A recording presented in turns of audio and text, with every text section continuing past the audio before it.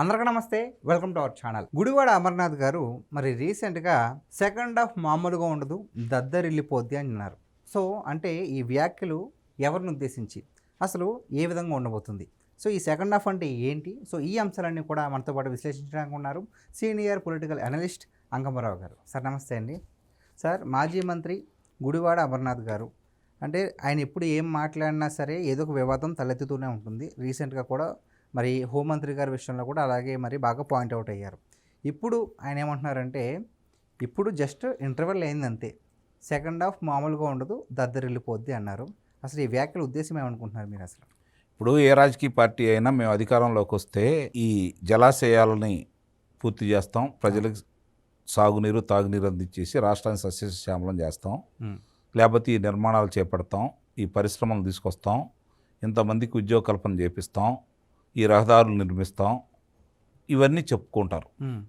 లేదంటే మామూలుగా ఏ పథకాలు అయితే ఉన్నాయో ఈ సంపద సృష్టించేసి ఆ పథకాలని అర్హులైన వాళ్ళందరికీ అందజేస్తామని చెప్పి చెప్తూ ఉంటారు. పాలించే ప్రభుత్వం ఎవరైతే ఉన్నారో వాళ్ళు చేసే తప్పుల్ని ప్రజలకు వివరించేసి ప్రజా ఉద్యమాలు చేసి పోరాటాలు చేసి ప్రజల మన్ననలు పొంది అధికారంలో రావాలని ప్రతి వాళ్ళు భావిస్తారు. ఇది ఒక రాజకీయ పార్టీ సిద్ధాంతం, ఇది నాకు తెలిసినంత వరకు. ఇప్పుడు వీళ్ళేంటి, అధికారంలో ఉండంగా 151 స్థానాలు ఇదే ప్రజలు ఇస్తే వాళ్ళ నిర్లక్ష్యం చేసి వాళ్ళ ఆస్తులు దోసుకొని వాళ్ళ మనశ్శాంతి లేకుండా చేసి చాలా మంది ప్రాణాలు పోవడానికి కారణమై, ఇది మధ్యాహ్నం చూసాం కదా, 30,000 మంది పైన ప్రాణాలు కోల్పోవడానికి కారణమై ప్రశ్నించిన వాళ్ళని శిరోమండలం చేసి శవాలుగా మార్చి ఇలా చేశారు. కాబట్టి మీ అరాచక పాలన చూసి ప్రజలు మీకు శిక్షలు వేశారు.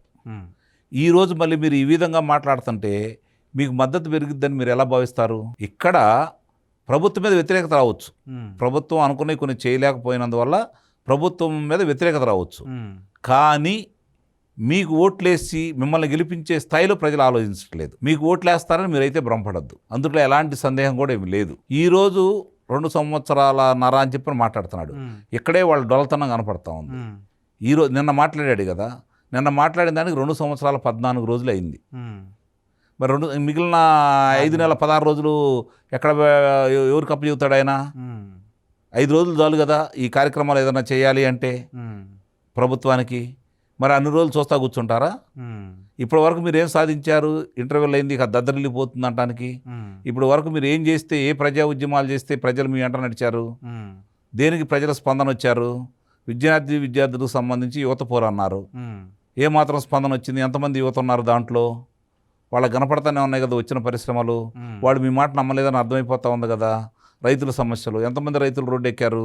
ఇవన్నీ కూడా మీరు చేయకుండా వేరే వాళ్ళు చేసి ఉంటే వాళ్ళకి మద్దతు తెలిపేవాళ్ళేమో. మీరు చేస్తున్నారు కాబట్టి, మీరు గతంలో వాళ్ళకి న్యాయం చేయలేదు కాబట్టి మిమ్మల్ని నమ్మి వాళ్ళు ఎవరు మీ దగ్గర రావట్లేదు. ఇది గమనించుకోవాలి. నమ్మకం లేక ఇలా చేస్తారంటారా? వాళ్ళకి నమ్మకం లేదు, వీళ్ళకి కూడా తెలుసు నమ్మకం లేదు. రేపొద్దున ఎట్లా వాళ్ళు గెలవరు.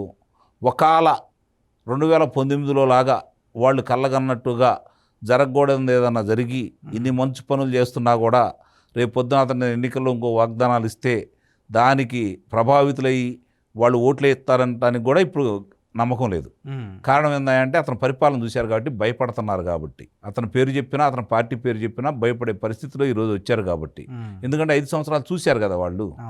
సో సార్, ఇప్పుడు ఆంధ్రప్రదేశ్లో మీరు అన్నట్టుగానే 2019 నుంచి 24 దాకా జగన్మోహన్ రెడ్డి గారి పరిపాలన చూశారు. సో నచ్చకే, సో విసిగిపోయే ఓట్లు వేయకుండా 11కు పరిమితం చేశారు. అయితే ఇప్పుడు అలా మరి అంత ఘన విజయం అందించారు కదా కూటమి ప్రభుత్వానికి, ఉపశమనం ఏమైనా కోరుకున్నారా? అంటే ఉపశమనం ఏమైనా కలిగిందా సార్ ప్రజలకి, అంటే ఆ ప్రభుత్వంతో పోల్చుకుంటే? అంటే ప్రశాంతంగా వాళ్ళ పనులు వాళ్ళు చేసుకుంటున్నారు, అంతవరకు తృప్తికరంగానే ఉన్నారు. ఓకే. అలాగే ఉద్యోగస్తులకి 1వ తారీఖు నుంచి 4-5 తారీఖుల లోపు వాళ్ళ జీతాలు వాళ్ళ ఖాతాలో పడిపోతూ ఉన్నాయి, వాళ్ళు తృప్తిగానే ఉన్నారు. మహిళలకు ఉచిత బస్సు ప్రయాణం ఇచ్చారు, వాళ్ళు తృప్తిగానే ఉన్నారు. పెన్షన్ కూడా 1వ తారీఖున వస్తున్నాయి, వాళ్ళు తృప్తిగానే ఉన్నారు. ఇంకా రాని వాళ్ళు, అర్హులైన వాళ్ళు ఉన్నారు, వాళ్ళ విషయం వీళ్ళు ఆలస్యం చేస్తున్నారు, వాళ్ళు వ్యతిరేకంగా ఉన్నారు. ఎందుకంటే సాధ్యమే కదా అది. ఇప్పుడు అర్హులైన వాళ్ళకి వాళ్ళకి కాకుండా అనర్హులకి ఇస్తున్నారు అంటే వాళ్ళ బాధ వాళ్ళకు ఉంటుంది కదా. ఆ విషయంలో వాళ్ళు రైతులకు సంబంధించి మామూలుగా ధాన్యం కొనుగోలు చేస్తే 48 గంటల్లో వాళ్ళ ఖాతాలో డబ్బులు పడిపోతూ ఉన్నాయి. కాబట్టి వాళ్ళు పెద్దగా వ్యతిరేకత అయితే లేరు. ఈ రెవెన్యూ పరంగా కొన్ని ఇబ్బందులు అయితే ఉన్నాయి, దాన్ని నిదానంగా సరిచేస్తూ ఉంటున్నారు కాబట్టి సరి చేయాలని మనం కూడా కోరుకుందాం. సరి చేస్తే వాళ్ళకి ఉపయోగం, రాష్ట్రానికి కూడా ఉపయోగం. ఎందుకంటే రాష్ట్రానికి ఎందుకు ఉపయోగం అంటున్నాను అంటే, వీళ్ళందరూ తృప్తిగా ఉండి రేపు పొద్దున మళ్ళీ ఈ ప్రభుత్వాన్ని కనుక కొనసాగిస్తే రాష్ట్రం కూడా మిగిలిన అన్ని విభాగాలు కూడా అంటే ఇప్పుడు ఏదైతే పనులు జరుగుతున్నాయో, పరిశ్రమలు వస్తున్నాయో అవన్నీ కూడా పనులు మొదలు పెడతాయి. కాబట్టి ఆ విధంగా ముందుకు తీసుకెళ్లారనుకోండి, రాష్ట్ర ఆదాయం పెరుగుతుంది, రాష్ట్రంలో యువతకు ఉద్యోగాలు వస్తాయి, అవన్నీ సవ్యంగా జరుగుతాయి. కాబట్టి మీకు కూడా ఉపయోగం, రాష్ట్రానికి కూడా ఉపయోగం. సో మరీ ముఖ్యంగా చూసుకుంటే సార్, జగన్మోహన్ రెడ్డి గారు ప్రభుత్వ హయాంలో రహదారుల విషయంలో ప్రజలు చాలా విసిగిపోయారు. సో మన కూటమి ప్రభుత్వం వచ్చిన తర్వాత చాలా వరకు వేశారు. ఎప్పటికీ ఏదైనా రహదారుల విషయంలో అసంతృప్తి ఉందంటారా సార్? ఉంది. ఇంకా కొన్ని ప్రాంతాల్లో కాస్త ఇబ్బందిగానే ఉంది. అప్పుడు 80% మరమ్మతులు మాత్రం చేయగలిగారు, పూర్తి రోడ్లు వేయలేకపోయారు ఆర్థిక ఇబ్బందుల వల్ల. అవి వేసిన మరమ్మతులు కాంట్రాక్టులు చేసే లోపాలు అయితే ఉంటాయి కదా, దానివల్ల కొన్ని కొట్టుకుపోవడం కూడా జరిగింది. కొన్ని చోట్ల ఇబ్బందిగా ఉంది, మళ్ళీ సరి చేసుకుంటూ వస్తున్నారు. గతంతో పోల్చుకుంటే 50-60% మెరుగైంది. పూర్తిగా 100% మాత్రం మెరుగైందని చెప్పైతే మనం భావించడానికి. Okay sir. అంటే సార్ ఇప్పుడు గుడివాడ అమర్నాథ్ గారు చెప్పినట్టే సెకండ్ హాఫ్ దద్దరిల్లిపోద్ది అంటున్నారు. అంటే ఎవరికి సెకండ్ హాఫ్ దద్దరిల్లిపోయిందంటే ఇప్పటి వరకు మద్యం కుంభకోణం ఇప్పుడే కదా ప్రారంభమైంది.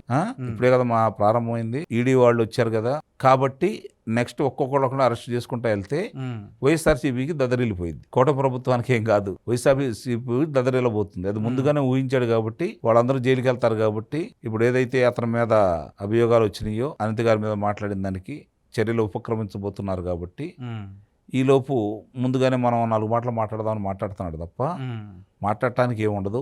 మాట్లాడటానికి నాయకులు కూడా ఉంటారని అయితే నేనైతే భావించట్లేదు. సో మ్యాజిక్ ఫిగర్ 88 దాటితే రక్తంతో హోలీ, రప్ప, రాజారెడ్డి రాజ్యాంగం, ఇప్పుడు రీసెంట్గా చూసుకుంటే దద్దరిల్లిపోద్ది, ఇన్ని చెప్తున్నారు కదా సార్. సో ఇప్పుడు 11 వచ్చాయి మరి 2024లో, ఇప్పుడు ఎన్ని రాబోతున్నాయి అనుకుంటున్నాను. అంటే వాళ్ళ కాన్ఫిడెన్స్ ఏంటి? అంటే ఇప్పుడు మామూలుగా అయితే వాళ్ళు మాట్లాడిన మాటలకి, మామూలుగా వాళ్ళు మాట్లాడే మాటలకి ఎట్టి పరిస్థితుల్లో కూడా ఒకటి కూడా రాకూడదు వాళ్ళ ప్రవర్తనకి. కానీ ఇదే శాసనసభ్యులను కనుక ఈ కూటమి ప్రభుత్వం కొనసాగిస్తే ఆ సంఖ్య 20 కావచ్చు, 30 కావచ్చు, 40 కావచ్చు, 50 దాకా వెళ్ళొచ్చు. ఓకే. అంటే కొంచెం డెప్త్గా ఏమైనా వెళ్తారా? ఇదే శాసనసభ్యులు అంటే ఏంటి మీన్స్? పనితీరు చాలా విషయాల్లో చాలామంది తృప్తికరంగా లేదు. ఓకే. సో అంటే మరి ఇంకా టైం ఉంది కాబట్టి సరి చేసుకోవాలి. ఓకే. అందుకే మనం చెప్తుంది, ఎందుకంటే సరి చేసుకుంటారని. వాళ్ళకున్న ఇబ్బందులు వాళ్ళకు ఉంటాయి, దాని జోలికి నేను వెళ్ళను. కానీ మళ్ళీ మీరు గెలవాలి అంటే ఏం చేయాలనే దాని మీద మీరు దృష్టి పెడితే చాలు. Okay. Thank you so much అండి. Thank you.